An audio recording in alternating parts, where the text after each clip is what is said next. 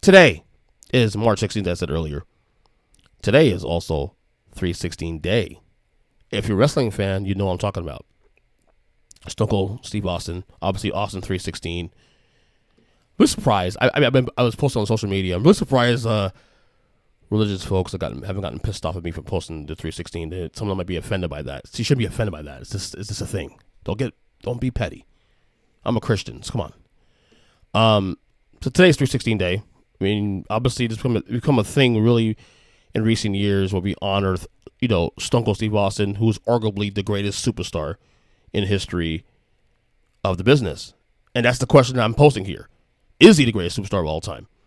Now, my favorite era of wrestling is still the Hulkamania era. Hulkamania era, not area. Hulkamania era spans from 1984. We won the title against Iron Sheik in January 84, which kicked off the Hulkamania era. Runs through officially 1993 at the King of the Ring, where he lost to Yokozuna and then left the company about a month later. Now, obviously, he came back years later with NWO, but wasn't the same. But that's Hulkamania. Hogan way past his prime. You can argue Hulkamania really ended, or just definitely way slowed down before that 93, but whatever. So it's my personal favorite. It's not the best, like I said. I think today's era in ring better than anything. Attitude Era had its moments, although I've been saying for years, Attitude Era, Stone Cold, of course, grossly overrated, in my opinion. And for years when we had these debates with people, I remember having these debates on the old radio show, greatest superstar of all time. And I would defend Hogan all the time, because Hogan was the start. Hogan was the first wrestler really, well, you say Andre the Giant, but Hulk Hogan was really the bigger mainstream, success that really pushed wrestling to the mainstream in a big way than it would never had been at any point at that time.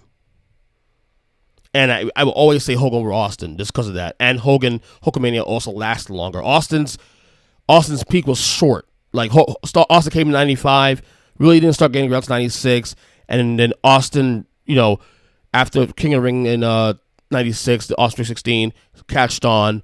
97 he really caught on, and by 98 he's a champion. But then he got hurt in 99, and was out for almost a year. 2000 he got the title in 2001, and then he was out of wrestling 2003. So really Austin's peak didn't last that long. But now that I'm back to watching current wrestling in the last 2 years, I think I have to change my pick on that. It's not a question Stone Cold Steve Austin is the greatest superstar of all time.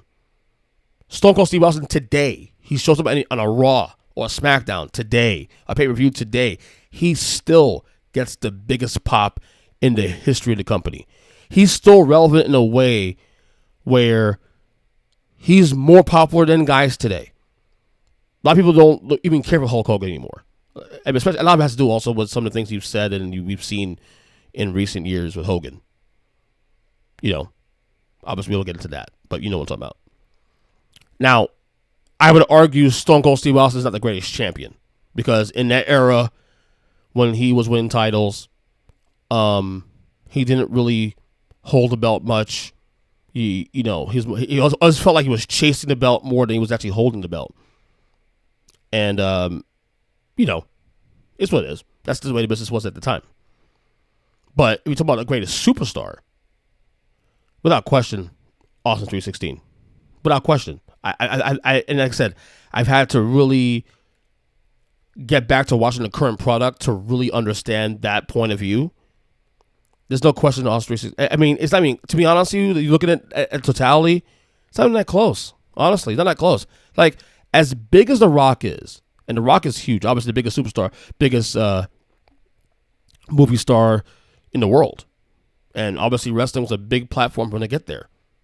But within the confines of the WWE and pro wrestling as a whole, Stone Cold Steve Austin is still bigger than The Rock. Within the WWE bubble, he's by far bigger than The Rock. And The Rock is huge. And The Rock is still huge at WWE. And Austin's bigger. Austin's bigger than Hogan. Now, if we're doing a Mount Rushmore top 4 all time, Hogan, Austin 1 and 2 without question. These are two guys that impacted commerce in a big way for the company at their time of their peak years. Like I said, we've done a Mount Rushmore in the past on this. I think on this podcast, Austin, Hogan. I think I had Ric Flair there. I forgot what the third guy was. It might have been San Martino I had there as well too. But the point is, you look at changing commerce. Austin changed commerce in a big way. Austin took wrestling back to the mainstream and then some. Yeah, he's the biggest star in the history of the company. Greatest champion? No. Biggest star? Absolutely, without question. So